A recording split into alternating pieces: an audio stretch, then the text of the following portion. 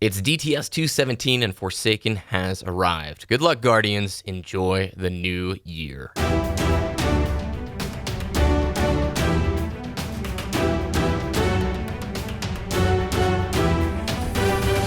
You're listening to Destiny, the show.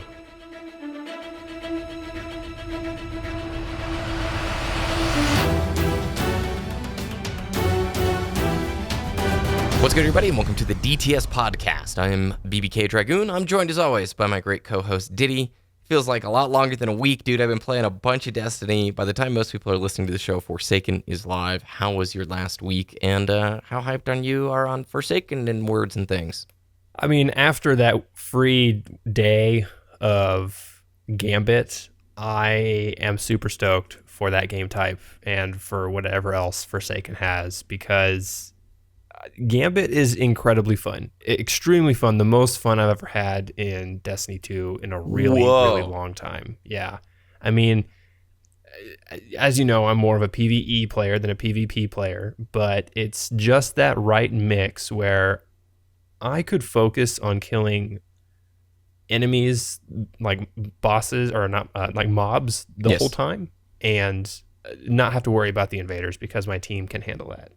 So you just got to like laser focus in on PvE, wipe all the floor, get all the ads out of here super efficiently. Kill all the ads as quickly as possible, get the moats, bank the moats, send taken ogres as the large blockers on the other side so the enemy team has to deal with that before they can bank more moats, and then kill the primeval, and it was just a ton of fun. I absolutely loved it, and honestly, I am not feeling the Orpheus Riggs nerf quite as much as a lot of other people because it's still super good. Risk Runner as well, that exotic submachine gun in your secondary slot is super good, especially for that last weekend because it was just Cabal and Fallen, and most of them use arc damage, so it triggers that infinite bottomless clip, and it was quite nice. Risk Runner's ridiculous in those circumstances. Plus, well, I guess I wanted to ask you, also really good. Do you think Gambit has legs under it in terms of like a long-term game mode they could develop and build out over the course of D2's life? More so than Prison of Elders. Okay. I think, because it can be repetitive, but there's a lot of strategy and planning involved in that. You have to, okay, if I kill this mob, do I have enough time to bank all the moats before an invader comes, or do I have to wait to kill the invader and then bank the moats? Because when you die, you lose all the moats you're carrying, and you can't, put that towards your primeval. So I think if they keep the maps, rotations, and the enemy types on good rotation. I know we were just playing on the one map in this last week, and I know there's a few maps dropping with Forsaken, so I think it'll definitely have a lot of replayability, at least for the first season, at least until December, yeah.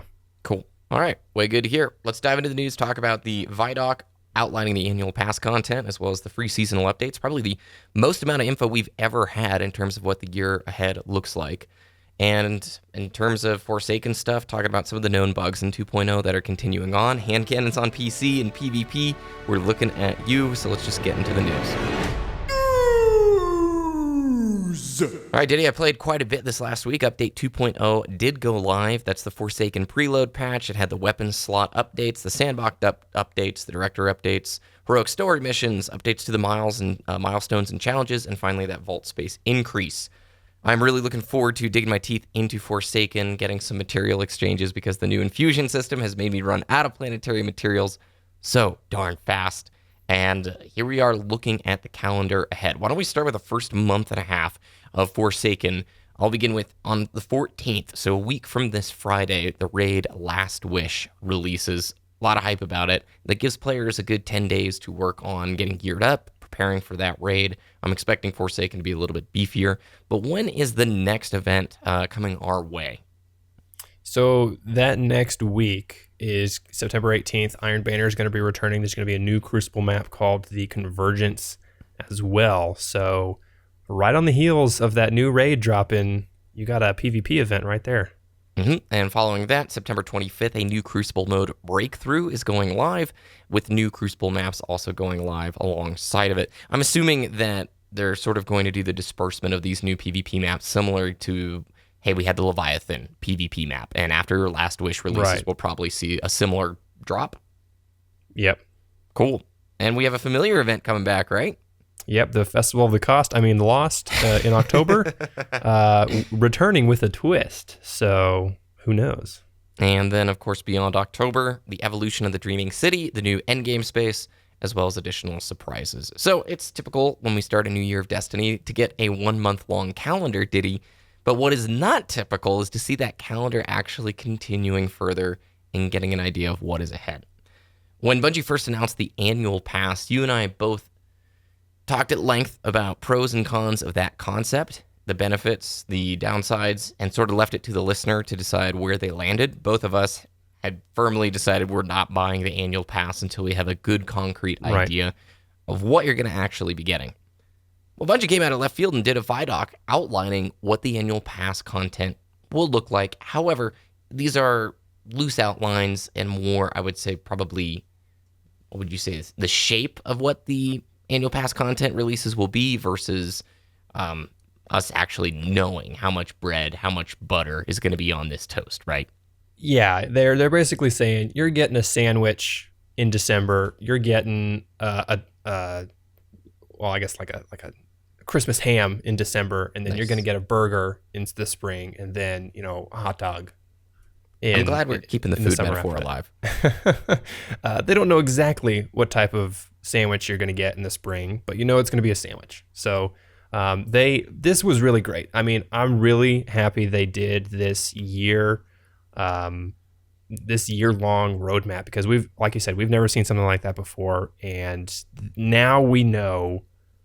This is not like a Destiny 2 launch type of situation. What is Curse of Osiris? We have no idea what that's going to be, but starting off strong, they broke it down into the free seasonal updates column available to all players of Destiny 2. So you don't have to get the Forsaken, you don't have to buy the annual pass. And then they also broke it down into the column of the annual pass. What do you get for this paid content for each new season? So December 2018, I mean, right off the heels of Forsaken, what are we going to get? Hopping into Season of the Forge. My mouse just turned on a computer that's turned off. That's super duper weird. The lights just powered on. Sorry. That totally distracted me. So first of all, the season we're entering into now has a name, Season of the Outlaw. This is going to be the first season of year 2.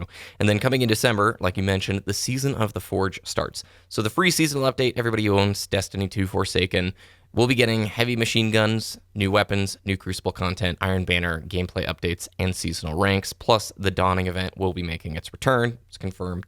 But the annual pass content, first one is called Black Armory. And the flavor text reads, discover weapons of light and fury. Add the Black Armory's treasure to your legend. So you get access to the Black Armory, new forges of the chain activity, new raid layer, new exotics, new legendaries, new triumphs and collections, and bonus rewards. From the VIDOC, it made it look like this is going to be the concept of forging weapons, but amped up and hopefully refined quite a bit more from the Curse of Osiris experiment with that, Yeah, obtaining legendary, not like the legendary class, the purple ones, but like infamous weapons within the Destiny lore and universe that the player may not know of yet, that are super powerful and super awesome to use. So, I mean, hey, do you think we'll get a Gjallarhorn back with the Black Armory? Maybe we build the Gjallarhorn. Again? Don't pull my sail out of the wind and we're... Doggone it, Ditty! Fine. You destroyed it for all these new Destiny 2 kindergartens who are like, what's a Gjallarhorn? I mean, obviously, get the Gjallarhorn because it's the best. Also, whatever weapon Xur sells the second week after Forsaken drops, buy it. Just buy it. Just buy all the things and stuff. Yep. What's coming in the spring? So, spring 2019, of course, the free seasonal update is the Season of the Drifter, which, by the way, the Gambit playlist, the main guy is called the Drifter, so we'll learn more about him and his lore.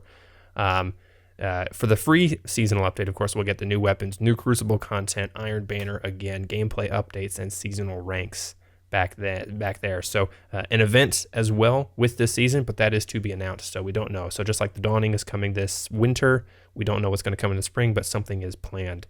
With the annual pass paid content, it's called Joker's Wild. Gambit was only the beginning, and the Drifter is ready to deal you another deadly hand. And with that comes new activity experience. Gambit evolves. Ooh, what does that mean? New exotics, new legendaries, new triumphs and collections, and bonus rewards with more information coming soon. Totally.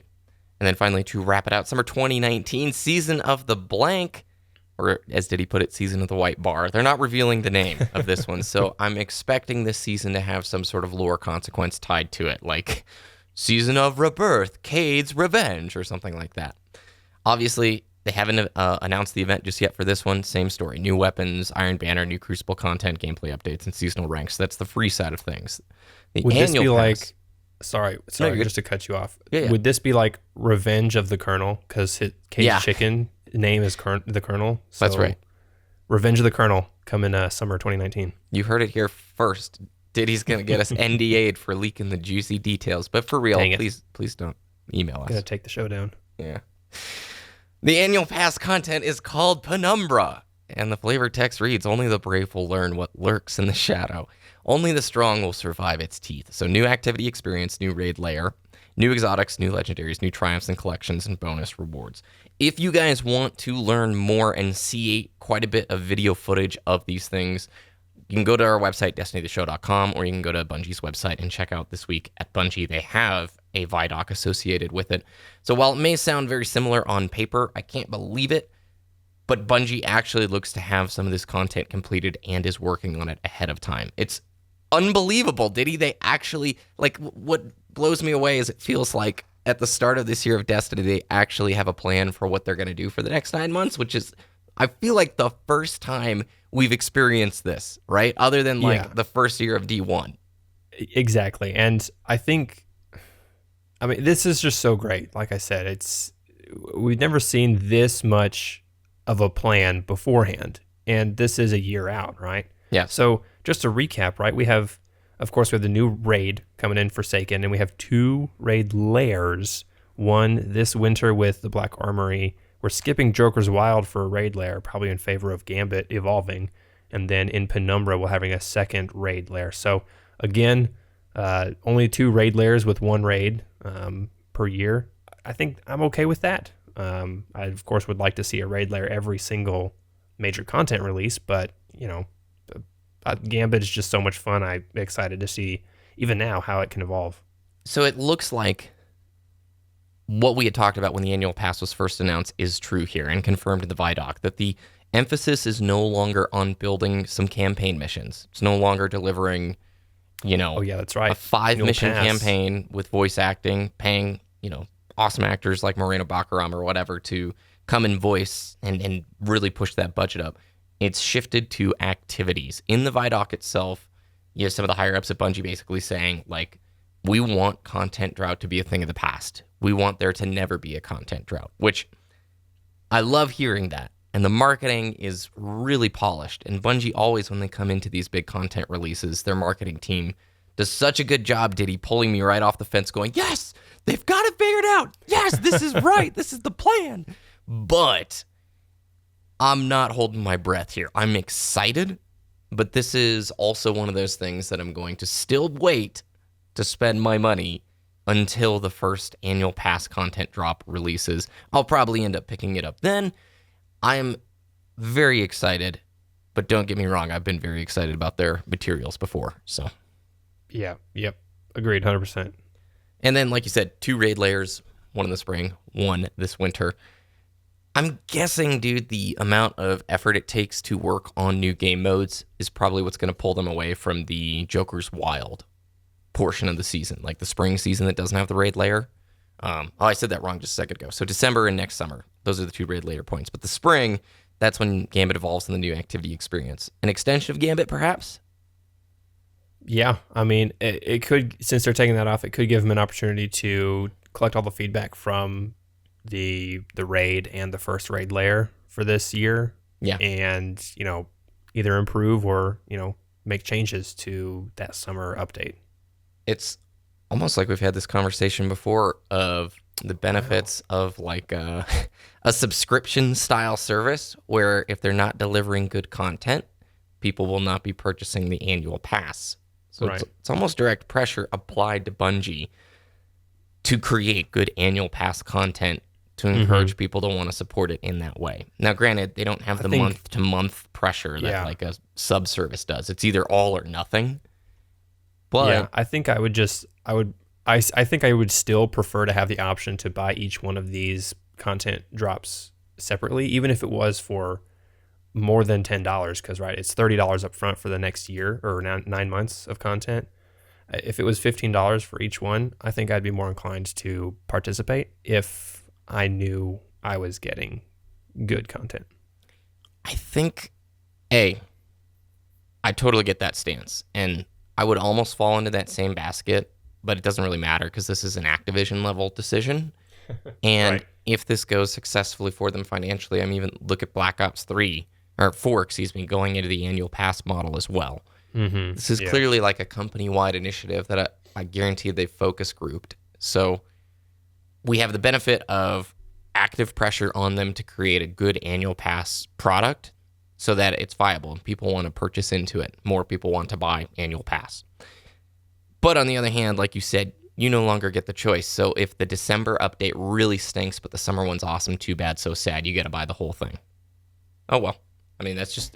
But I guess mean, that's by the the time paradigm that summer Activision's moving one, toward.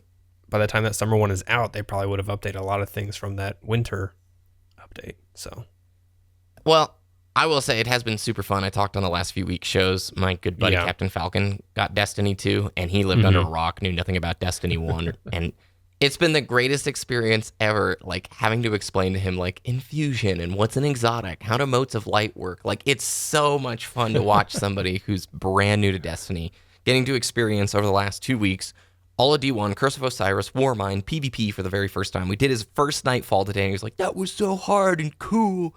And now he's going to roll into Forsaken tomorrow, and in a couple of weeks, he'll be trying out the raid, like, for his very first raid experience ever, and it's like, it is so fun to see that kind of excitement again and get reminded of, like, when we first started in 2014, Ditty, like, that kindergarten spirit alive and well again, up against, like, curmudgeon hermits who are like, I remember the days and the things and the stuff, so. Yeah, it's so hard to have the perspective of the newer player when you've been playing literally since alpha. And it's just like, what? I don't understand, like, how you don't understand what this is in the game. And it's like I forgot that I had to learn that. Yeah. Because I've just always seemed to know it, you know? Yeah. It's almost hard to explain things. Like, oh man, how do you explain infusion to somebody who's never done it before? Right? It's like, well, you take the more powerful or experience thing any type of other drop or like game mechanic like that in another game, right? If he had never played World of Warcraft, how would you explain it to him then? Like it's and he's difficult. not like this is his first looter game ever. So I totally see the hard balance that Bungie has had to strike where, hey, it's tough to appeal to both sides of the fence. The people who've read every single TWAB for the last, 4 years, and this brand new person who's never going to watch a YouTube video in their life about tips for this game. So, speaking of, actually, I don't know how to segue it, but anyway, the enforcement team is being more strict with bans. So people doing win trading and DDoS stuff, they are going to be doing not only like activity-based bans, but they're also going to remove the access to Pinnacle Crucible rewards like the Red Rex and Luna's Howl, and any Pinnacle Crucible rewards released in the future. And severe infractions, you might lose access to all D2 activities. So don't do bad stuff online and follow the terms of service. Pretty simple. With Update 2.0, Ditty, there were some bugs. I'm going to leave the whole link to the TWAB on our website so people can go through the full thing. The spicy ramen quest will not be able to be completed because the ramen shop is no longer distributing the coupons. So if you're having that bug, I know Captain Falcon was, don't worry about it, they're aware. And then the other thing is on PC, hand cannons are not performing correctly. The recoil is wrong. After that first shot, you may be seeing insane inaccuracy. The temporary fix right now, I believe from what Sassy said, is go into the menu after you respawn in PvP, but I think the deal is you're getting the maximum recoil value after the first shot. So if you're playing PvP right now, I would not suggest using a hand cannon unless you're aware of how to combat this little bug until they solve it. So just on PC. Risk Runner. Just use Risk Runner. It's so good. In all 3 slots, right? Yeah, definitely. Man, so side tangent before we sort of wrap today's show up. The new weapon slot system is live. I've played with it in both PvE and PvP quite a bit this last week. I'm curious to see what the PvP meta is going to evolve into. Right now, it's definitely the test drive phase, but you would not believe how many baby buffalo are running around with shotguns as their primary, Ditty. And they'll literally just go wait in a corner. Like, they'll just camp the corner. You'll sit there and watch them and set your stopwatch. It's like, I'm not running around the corner. I'm not doing that. I played enough D1 to know how this works, sir.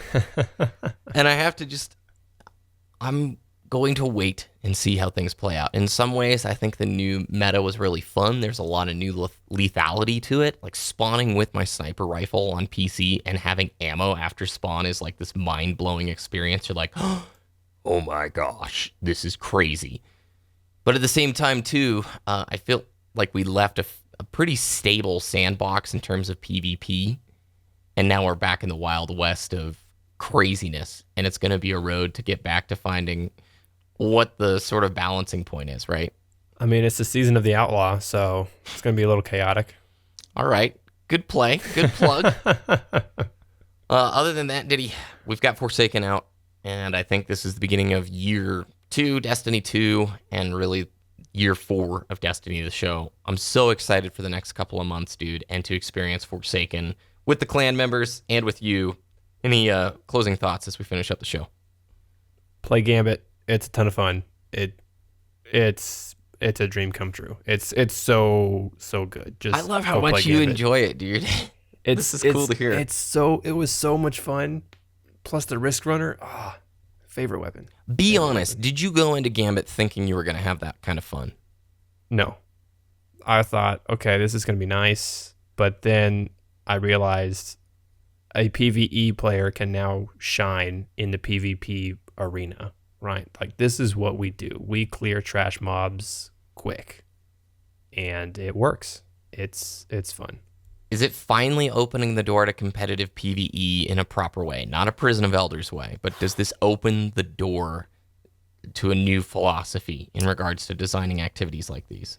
I think it can, and I think that'd be a great discussion for another time. Totally. All right. With that said, where can people find other people to play with and your content? Discord.me/Destiny the show. We've got tons of people playing.